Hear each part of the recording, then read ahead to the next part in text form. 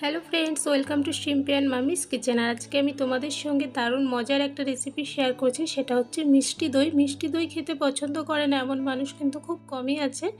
তো আজকে আমি যে রেসিপিটা তোমাদের সঙ্গে শেয়ার করব সেটা কিন্তু 2 থেকে আড়াই ঘন্টার ভেতরে তৈরি হয়ে যাবে আর খুব সামান্য উপকরণ দিয়ে তৈরি হয়ে যাবে।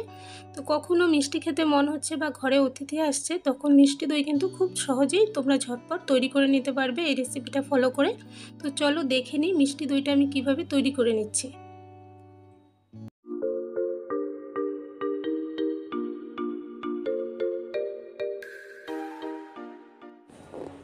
মিষ্টি দই তৈরি করার জন্য সবার প্রথমে একটা বাটি নিয়েছি আর তার উপরে এরকম একটা চালনি আমি রেখেছি। তো এখানে আমি নিয়ে নিয়েছি আমুলের টক দই। তো তোমরা যে কোনো কোম্পানি নিতে পারো। তো আমি টক দইটাকে সবার প্রথমে আমি দেখো চালনির মধ্যে দিয়ে দিলাম, আর এতে করে এর মধ্যে যে জলটা আছে জলটা পুরো ঝরে যাবে। দেখো জল ঝরতে কিন্তু শুরু হয়ে গেছে, এটাকে রেখে দিচ্ছি। এখানে আমার প্রায় আধা ঘন্টা হয়েছে আর জলটা কিন্তু ঝরে গেছে। তোমাদেরকে আমি দেখাচ্ছি, চামচ দিয়ে দেখো উঠিয়েছি, এর মধ্যে কিন্তু জল নেই, পুরো চাকা হয়ে গেছে। আর কতটা জল ঝরেছে দেখো এর মধ্যে থেকে। আর এই জলটা কিন্তু আমি ফেলবো না, এটাকে ডাল বা সবজিতে ইউজ করে নেওয়া যাবে। আর এবার এই দইটাকে আমি একটা বাটির মধ্যে নিয়ে নিচ্ছি।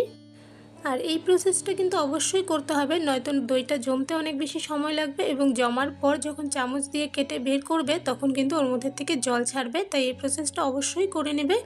এদিকে আমি দইটাকে নিয়ে নিয়েছি, নিয়ে এবার এটাকে খুব ভালো করে ফেটিয়ে নিতে হবে। টক দইটাকে ফেটানোটাও কিন্তু খুব ইম্পর্টেন্ট। এটাকে যত ভালো করে আমরা ফেটিয়ে নেব ততই কিন্তু মিষ্টি দইটা ভালো হবে।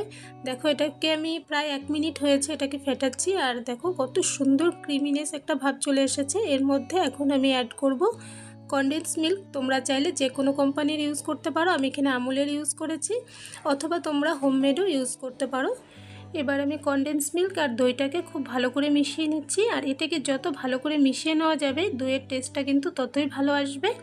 আর কনডেন্স মিল্কের পরিমাণটা তোমরা তোমাদের টেস্ট অনুযায়ী কম বেশি করে নিতে পারো, যে যেমন মিষ্টি খেতে পছন্দ করে সেই অনুযায়ী দিয়ে নেবে।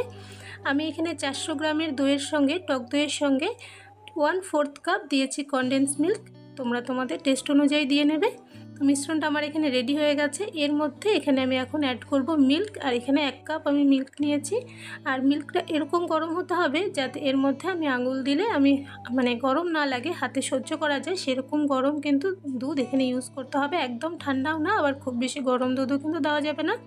তো 1 কাপ দুধের থেকে আমি প্রথমে অল্প দিয়ে দিলাম, দিয়ে ভালো করে মিশিয়ে নিয়েছি। নিয়ে এবার আমি বাকি যে দুধটা ছিল পুরোটাই একবারে দিয়ে দিলাম, দিয়ে এটাকে ভালো করে মিশিয়ে নিচ্ছি। দইয়ের মিশ্রণটা এখানে কিন্তু আমার রেডি হয়ে গেছে।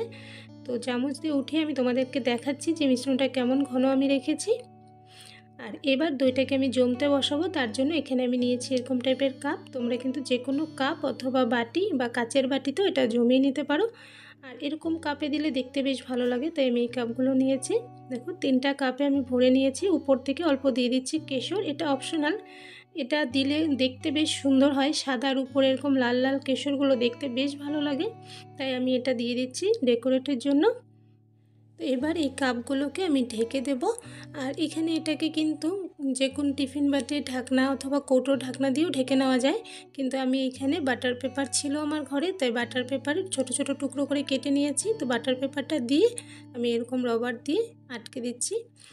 আর আমার এই দইয়ের রেসিপি তোমাদের কাছে কেমন লাগলো অবশ্যই কমেন্টস করে জানিও। ভালো লাগলে লাইক করো, শেয়ার করো বন্ধুবান্ধবদের সঙ্গে। আর আমার চ্যানেলে যদি নতুন হয়ে থাকো তাহলে আমার চ্যানেলটাকে প্লিজ সাবস্ক্রাইব করে নিও। সাবস্ক্রাইব করে পাশে থাকা বেল আইকনে অল বাটনসে প্রেস করে দেবে, তাহলে আমার চ্যানেলে আপলোড করা যে কোনো নতুন ভিডিও নোটিফিকেশন তোমরা সবার প্রথমে পেয়ে যাবে। সবগুলো কাপের উপরে আমি ঢাকনা লাগিয়ে দিয়েছি। এবার এই কাপগুলোকে আমি কোনো গরম স্থানে রেখে দিচ্ছি জমার জন্য। এদিকে আমার আড়াই ঘন্টা হয়েছে। তো আমি কাপগুলোকে নিয়ে আসলাম, ঢাকনাটা খুলে নিচ্ছি। দেখো খুব সুন্দর কেশরটা থেকে কিন্তু রং ছেড়েছে, দেখতে বেশ ভালো লাগছে। আর দইটাও কিন্তু সুন্দর জমে গিয়েছে। তো একটা চামচ দিয়ে আমি কেটে তোমাদেরকে দইটা দেখাচ্ছি যে কত সুন্দর জমেছে এত তাড়াতাড়ি। আর এটা কিন্তু খেতেও অনেক বেশি ভালো হয়। এভাবে করে কিন্তু খুব সহজেই ঝটপট করে তোমরা এই মিষ্টি দইটা বানিয়ে নিতে পারবে। এই রেসিপিটাও কিন্তু খুব সহজ আর খুব সামান্য উপকরণে তৈরি হয়ে যাবে।